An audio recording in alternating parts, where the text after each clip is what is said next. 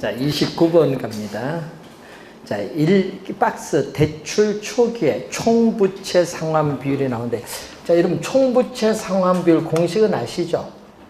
예? LDTI잖아요. 총부채 상환 비율. 우선은 소득에 대해서 뭐가 차지하죠? 원리금 상환액이 차지하는 비율을 얘기해요. 이게 가장 높다. 가장 높다는 거, 소득에 대해서 원리금 상환액이 가장 높은 건 뭐냐? 대출 초기에서. 그럼 여러분 그림을 보시면은 요걸 보는 겁니다. 원리금 상환액인데, 자, 처음에 이렇게 많고 기간이 경할수록 점점 감소하는 건 원금 균등 분할 상환. 만기까지 대출 기간 내내 동일한 금액을 갚는 것은 원리금 균등 분할 상환. 그래서 처음에 원리금 상환을 낮게 점점 이렇게 높게 가는 이런 방식이죠. 자, 이런 방식으로 가는 건 뭐죠? GPM. 예? 최정식 상환인데, 그럼 초기에 보시면은, 초기잖아요, 지금. 초기, 대출 초기에.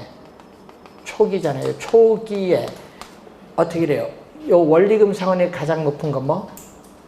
원리금 상환이 가장 높은 거. 원금 균등 분할 상환. 그래서 원금 균등 분할 상환이 나와요. 그럼 답은 3번 아니면 몇 번? 5번. 둘 중에 하나가 정답이야. 그래서 찾아놓고 3번 아니면 5번 둘 중에 하나가 정답입니다. 자, 그리고 대출 중간 보세요. 대출 중간에 대출 비율이죠. 자, LTV가 대출 비율인데, 자, 주택 가격에 대해서 뭐가 차지하는 비율? 자, 대출금. 여러분 대출 실행 시점에서는 대출금인데, 대출 중간에는 상환된 원금을 빼 남은 금액, 부채 잔금. 뭐다? 미상환된 원금이에요. 자, 여기 대출 잔액이죠. 대출 잔액이 미상환된 원금, 부채 잔금입니다. 자, 여기에 대출금이 주어졌는데, 자, 만기 가면은 돈 다 갚은데 일정 금액씩 융자 잔고가 나오는 것은 원금 균등 분할 상환. 자, 이런 형태로 나오는 것은 원리금 균등 분할 상환. GPM은 초기에 마이너스 상환이 있죠. 이런 형태는 GPM인데, 자, 대출 중간입니다. 중간. 자, 대출 중간에 LTV가 뭐가 됐다? 가장 높은 거. 요게 가장 높은 거. 뭐죠? 주택가에서 부채 잔금이 가장 높은 거 뭐? GPM. 그러면 3번이 정답. 말기는 생각할 필요가 없지. 말기는 총부채 상환비율이 가장 낮다. 그럼 총부채 상환비율이 말기에 가장 낮은 건 뭐? 원금 균등 분할 상환. 정답은 3번이 정답. 여러분, 여기 그림을 가지고 이해하는 게 제일 문제 찾는데 제일 빠른 것 같아요. 그래서 우리가 어떤 분은 그림 아니고 뭐 이상 그림 가지고 하는데, 그런 거는 우리가 다 여러 비교할 때 찾기가 어렵습니다. 30번. MBS 주택저당증권과 관련된 설명 중 틀린 것. 올해 이런 유형의 문제 출제 예상되는 부분이기 때문에 잘 정리해 두시고, MBB 여러분 이렇게 약으로 출제하는 경우가 있어요. 주택저당채권 담보부 채권입니다. 투자자는 주택저당채권 집합에서 발생하는 원리금을 이체받지 않습니다. 이체받지 않죠. 그래서 1번 맞는 지문이죠. 자, 차입자는 대출을 받아요. 대출을 받게 되면은 매월 원리금을 상환을 하는데, 이때 발행기관은 투자자에게 뭐를 발행했어요? 투자자에게 MBB. 여러분 하여튼 채권이 나와요. 채권이 나오면 뭐를 담보로 한다는 건 알죠? 하여튼 채권이 나오면요, 항상 요걸 담보로 한다는 거 꼭 명심해 둬야 됩니다. 채권이 나오면 발행기관은 주택, 저당, 채권, 집합물 이걸 담보로 한다. 꼭 기억해야 됩니다. 하여튼 채권 3개가 있잖아요. MBB든 MPTB든 CMO든 채권은 이걸 담보로 합니다. 담보로 발행기관의 신용을 가지고 어떻게 돼요? 부채, 발행기관의 부채로서 채권을 발행해서 투자자에게 매각하기 때문에 이 소유권은 누가 보유한다? 채권일 때는 발행기관이 보유한다. 이건 꼭 기억해둬야 돼요. 네? 네? 그러면 답 찾기가 훨씬 쉽고요. 그런데 문제는 발행기관인데 이것은 기업의 뭐와 회사채 성격, 발행했을 때 성격과 아주 유사하기 때문에 채권형의 성격을 가진 MBS인데 채권이 있죠. 그럼 채권을 발행했기 때문에 발행기간은 투자자에게 통상 6개월마다 주어야 될 건요. 요 원리금을 주는 게 아니죠. 원리금을 받아서 이 원리금을 그대로 주는 것이 아니라 이 채권에 대한 새로운 원금 이자를 줘야 돼요. 왜? 이 채권에 대한 이자가 상당히 낮거든요. 그래서 새로운 요 원리금 상환이 아닌 이 채권에 대한 새로운 원리금을 지급한다. 뭐에 대한? MBB, 이 채권에 대한 새로운 원리금을 지급해. 그러니까 받자마자 이체시켜주는 것 아니라는 겁니다. 그래서 1번 맞는 지문이고 2번 MPTS는 이체증권이라고 합니다.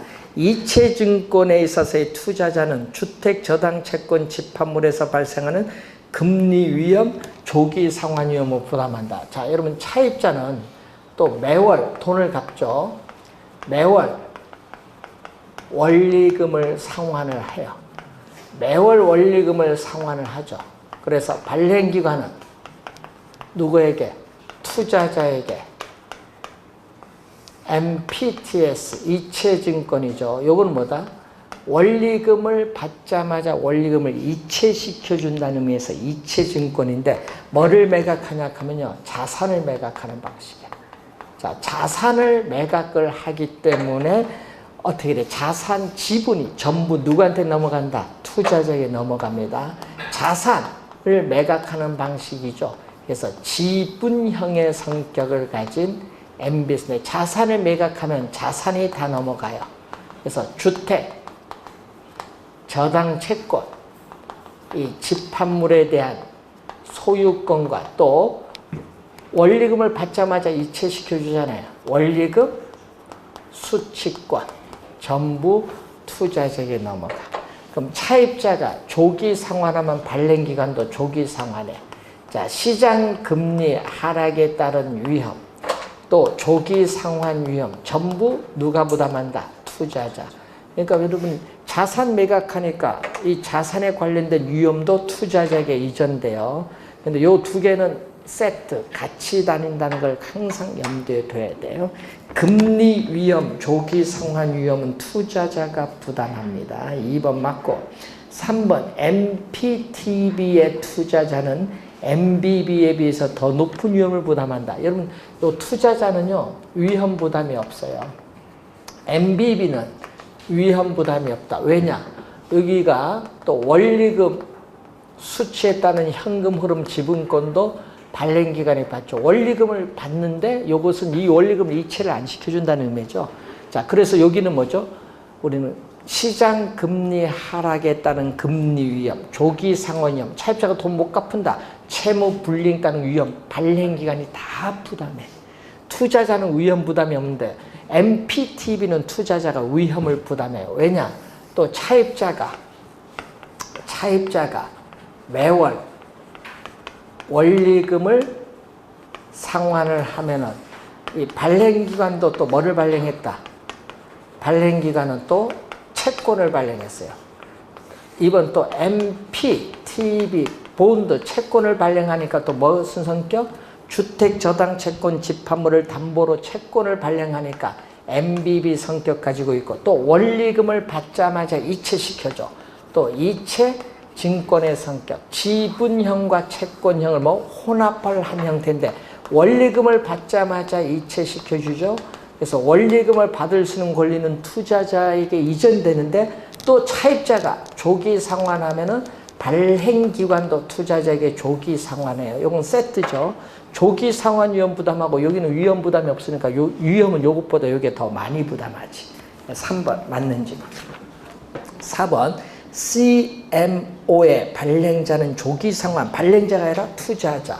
왜냐? MPTB를 확대.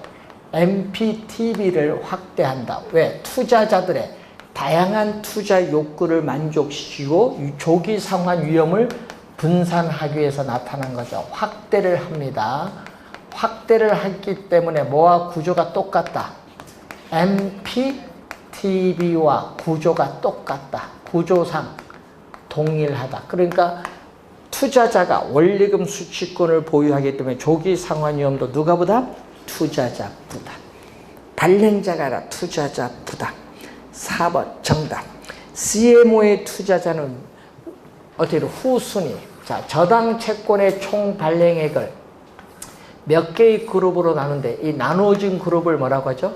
트렌치인데 만기가 1년, 2년 이렇게 만기가 다양하게 나오는데 후순위, 만기가 길수록 여기에 이자율이 2%면 여기는 5%, 후순위일수록 이자율, 수익률은 더 높다. 이게 몇 번 지문? 5번 지문. 만기가 길수록 후순위일수록 위험이 높죠. 짧은 것보다. 그러니까 위험이 높으니까 여기 신용등급이 낮고 여기는 신용등급이 높죠. 4번 정답입니다. 31번 부동산 투자 회사에 관한 설명으로 틀린 것은 자기관리 부동산 투자 회사의 설립 자본금 5억 원 이상으로 한다. 이러면 설립 자본금, 최저 자본금 시험에 많이 나옵니다. 자, 2번 주식 분산입니다. 주주 1인과 그 특별 관계자는 최저 자본금 준비 기간이 끝난 후에는 부동산 투자 회사가 발행한 주식 충수의 30%가 아니라 50%를 초과하여 주식을 소유하지 못한다. 50%입니다. 2번 정답. 부동산 투자 회사는 영업 인가를 받거나 등록을 한 날부터 2년 이내에 발행하는 주식 총수의 30% 이상을 일반 청약에 제공해야 된다. 2년 밑줄 긋고 100분의 30, 30의 밑줄. 여러분 요거는 뭐죠? 주식 공모죠. 여러분 3번은 주식 공모. 자, 4번 자기관리 부동산 투자회사는 자산운용 전문 인력을 포함한 임직원을 상근으로 두고 자산의 투자 운영을 직접 수행하는 회사. 자기관리 부동산 투자회사의 개념인데 요거 시험 문제 한 4번은 나오고 2번은 정답 물었어요. 많이 출제합니다. 그리고 자기관리는 무슨 회사? 실체회사입니다. 자기관리 부동산 투자회사는 뭐다? 본점 외에 지점을 설치할 수 있고 직원을 고용하거나 상근 임원을 둘 수 있는 무슨 회사? 실체회사라는 거 꼭 기억해 두세요. 자, 5번 부동산 투자회사는 영업인가를 받거나 등록을 하고 최저 자본금 이상을 갖추기 전에는 밑줄은 갖추기 전에는 밑줄 현물 출자를 받는 방식으로 신주를 발행할 수 없다. 없다의 동그라미. 자, 현물 출자에 대한 내용이 나와 있죠. 19조 1항이죠. 네. 부동산 투자 회사에 관한 법률 19조 1항에 보면은 나오는 현물 출자에 대한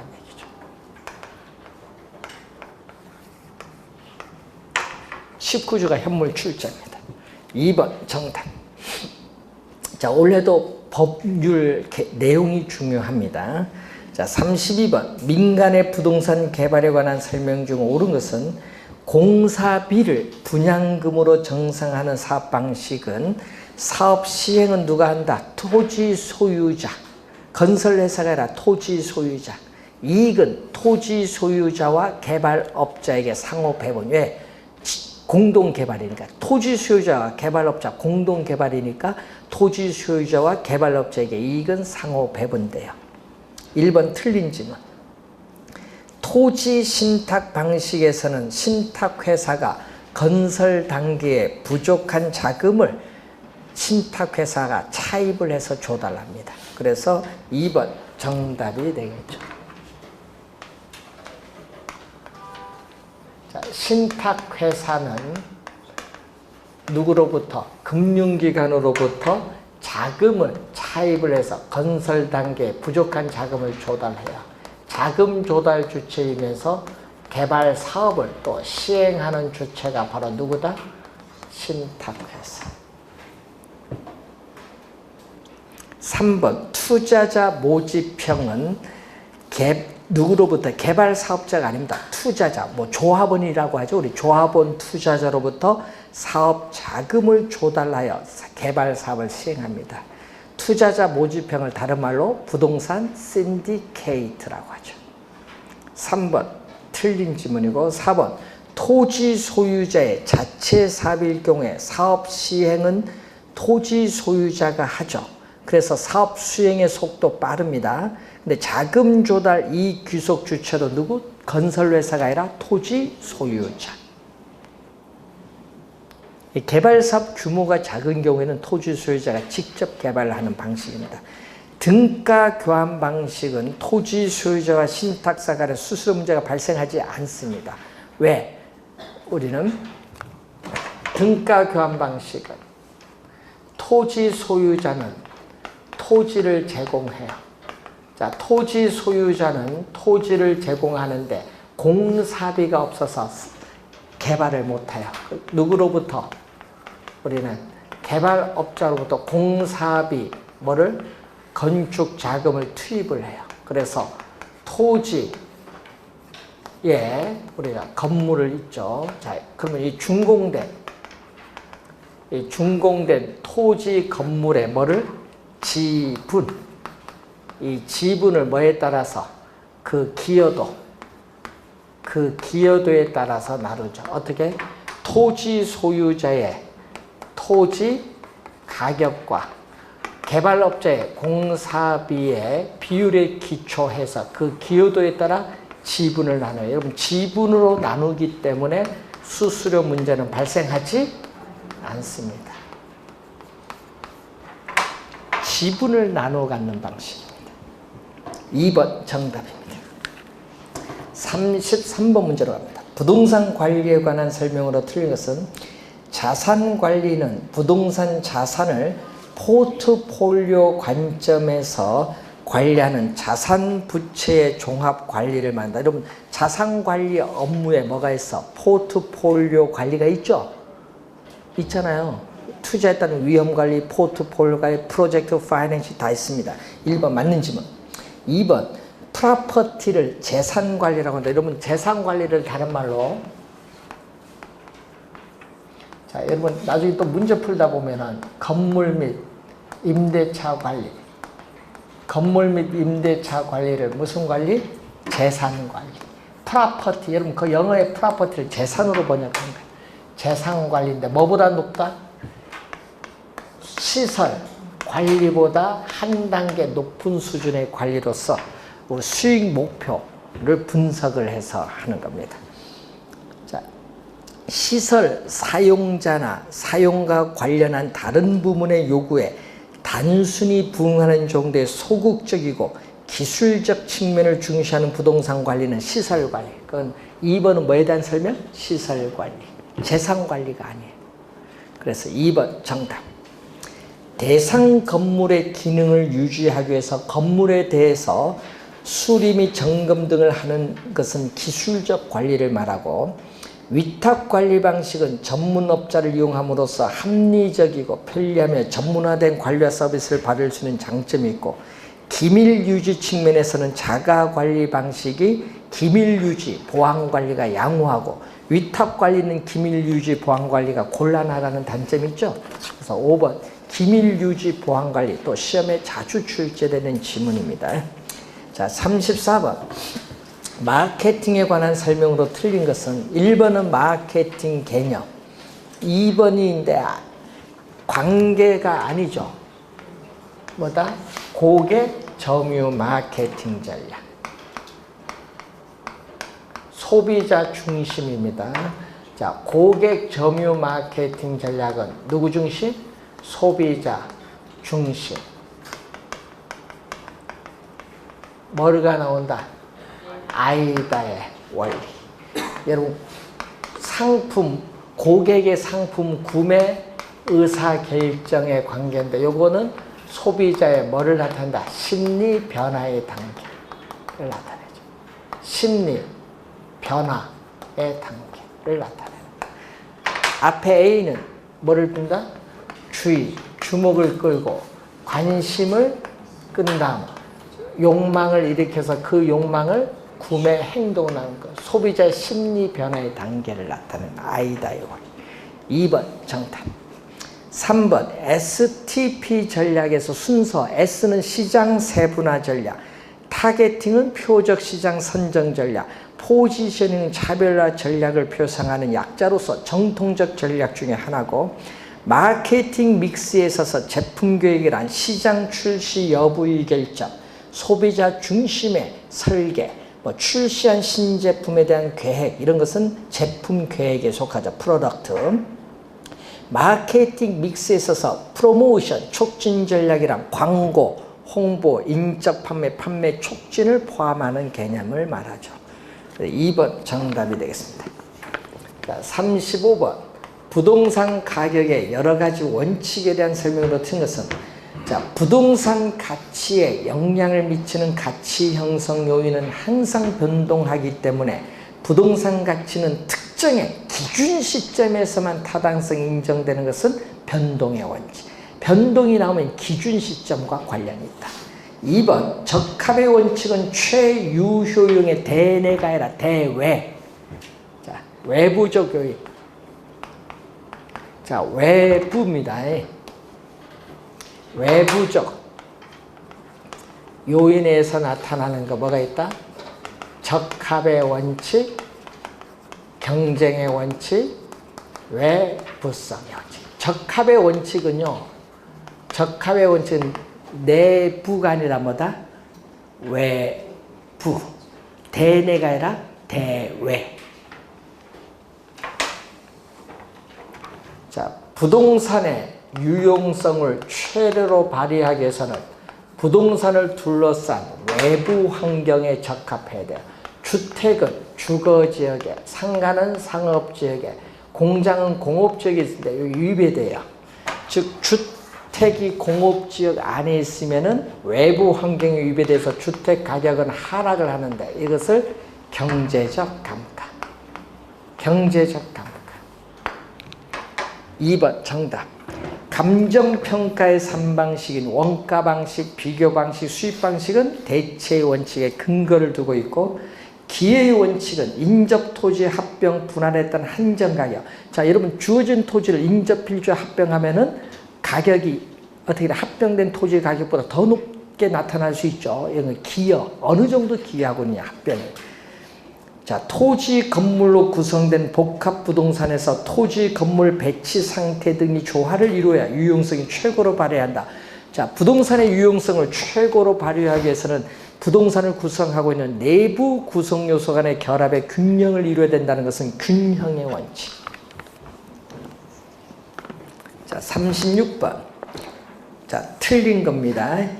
건물을 감정평가할 때 원가법을 적용한다. 제15조 1항이 되겠죠. 자, 제17조 1항에 보면은 산림을 감정평가할 때에 산지와 임목을 구분하여 감정평가해야 한다. 이 경우 임목은 뭐를? 수익환원법이 아니야. 거래 사례 비교법을 적용하되 지름이 작은 숲, 소경 목림인 경우에는 원가법을 적용할 수 있다. 2번 정답. 17조 1항입니다. 자, 그리고 자, 세 번째는 뭐죠? 우리 무형자산이죠. 우리가 3조의 3항이죠. 감정평가업자는 영업권, 특허권, 실용신앙권, 디자인권, 상표권, 저작권, 전형측성권, 그 밖에 무형자산을 감정평가할 때 뭐를? 수익환원법을 적용하여야 한다. 수익환원법입니다. 과수원은 수익환원법이 아니에요. 거래사례비교법 제18조죠.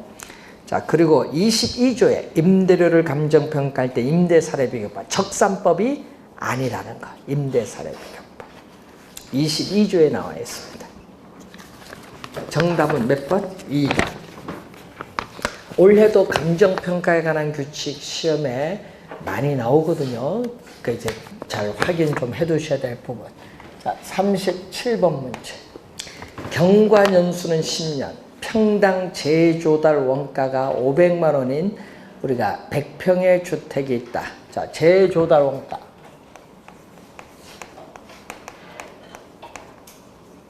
자, 재조달 원가는 우리가 100평이 주어졌는데 평당 얼마? 500만 원이 주어졌어요. 그러면 얼마가 나오죠? 5억 원이 나와 있고, 거기 또 괄호 안에 단, 장가율, 잔존 가치율이죠.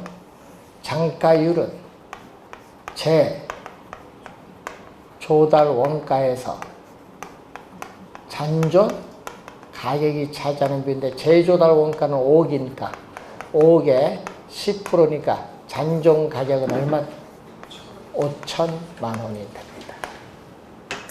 자, 그럼 정액법에 의한 적상가액은 얼마냐? 자, 건물 등의 구축물의 평가죠. 자, 정액법에 의한 매년의 감가액. 매년의 감가액은 재조달 원가에서 경제적 내용연수 끝났을 때 남아있는 잔존 가격을 뺀 것을 경제적 내용연수로 나누죠. 자, 경과년수는 몇 년? 자, 준공을 해서 경과는 몇 년 했다? 10년. 10년 지난 시점, 여기서 우리는 내 건물 가격 얼마냐 보는데, 여기에 남아있는, 여기에 몇 년? 잔존 내용연수 40년이 주어졌어요. 그러면 경제적 내용연수 총 몇 년? 50년. 그럼 40년으로 계산하면 골치 아프다 얘기죠. 40년을 계산하면 안 되고 몇 년? 50년으로 계산해야 돼요. 재조달 원가 5억 원에서 5천만 원 빼주죠. 그러면은 얼마 나온다? 4억 5천만 원. 공 하나 없으면 4,500을 5로 나눠주니까 900만 원. 5, 9, 45, 900만 원이 나오죠. 자, 감가 수정액. 감가 수정액은 얼마죠? 매년의 감가액 900만 원에 뭐를 곱해준다? 경과년수. 경과년수 몇 년? 10년. 곱해줬더니 9천만 원이 되겠죠. 9천만 원. 자, 구하고자 하는 적상가액. 적상가액은 재 조달 원가 5억 원. 5억 원에서 감가 수정액 9천만 원 뺐더니 4억 1천만 원이 구하고자 한다. 4억 1천만 원이 구하고자 한다. 2번 정답이 됐습니다. 자, 38번. 감정평가를 의뢰받은 감정평가사 A는 조사 결과 다음 같은 자료를 얻었다. 이를 토대로 대상 토지의 비준 가액을 구하라. 자, 비준 가액은 얼마가 나온다? 거기에 맨 박스 밑에 9개월 전에 1억 원의 거래가 되었다. 1억 원. 사례 가액은 얼마? 1억 원. 자, 사정 보정은 문제 박스에 없죠. 사정 보정 측은 없고, 시점이 밑에서 네 번째 보시면은 사례 토지가 거래 시점 이후 시점, 수정치는 거래 시점, 기준,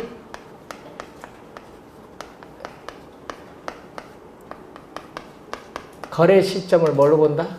100으로 봤을 때 기준 시점에서 몇 프로 상승? 10% 뭐 했다?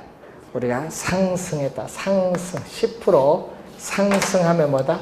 플러스 100분의 110. 100분의 110 얼마? 1.1.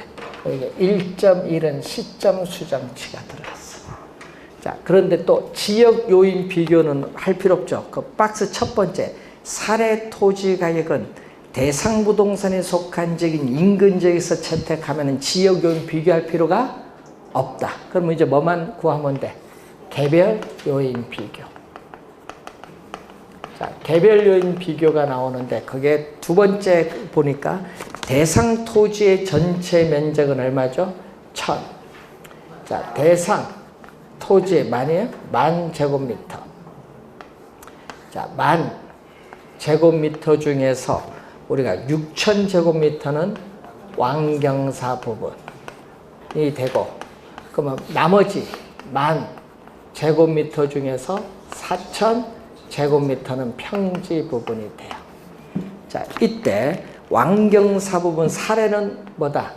사례는 분모, 대상은 분자예요. 사례 토지에 비해서 대상 토지가 몇 프로? 20% 감가 요인이 있다. 감가일 때는 마이너스. 감가 요인이 있고, 평지 부분은 어떻게 돼요? 10% 감가다. 사례 100에 대해서 10% 뭐다? 감가 요인이 있다. 평지. 여기는 왕경사 부분. 여기는 평지 부분. 계산하면은 얼마죠? 요게 0.6, 10분의 0.6 곱하기 100분의 80, 0.8이니까 0.48 더해주고, 여기는 0.4에다가 0.9, 100분의 90, 0.9 하면 0.36 더해주니까 0.84. 개별 요인 비교치. 여기 개별 요인 비교치 0.84를 곱해주면 요게 비중가에 정답 2번.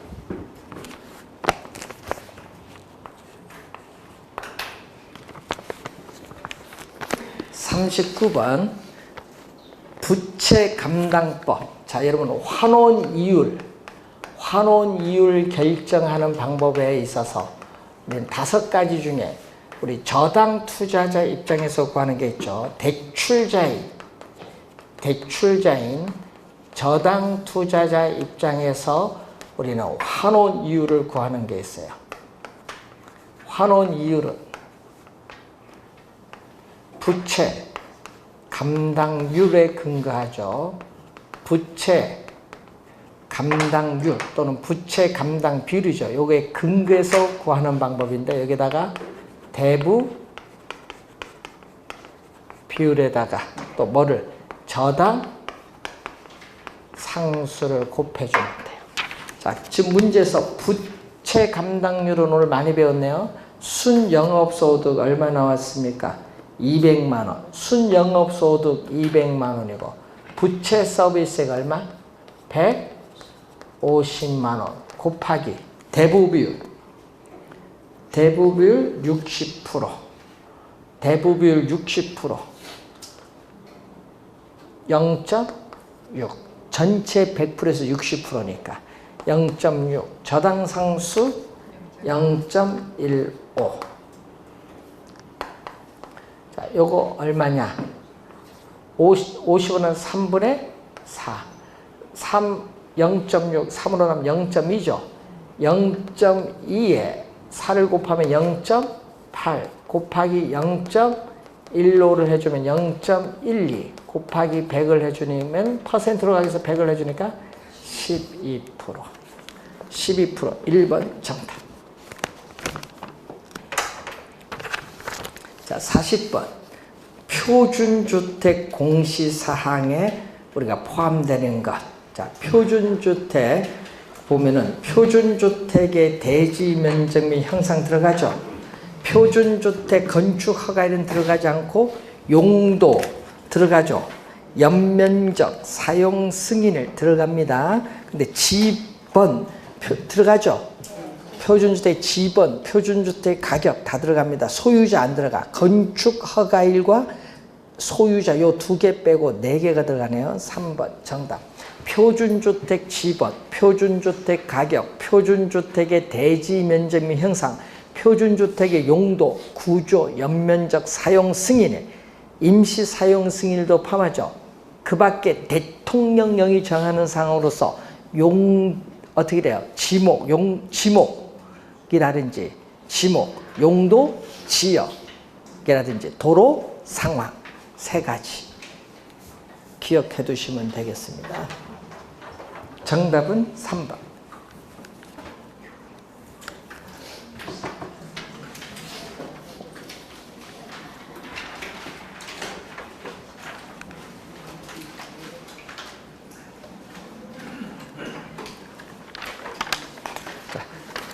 자, 오늘 수고하셨습니다. 감사합니다.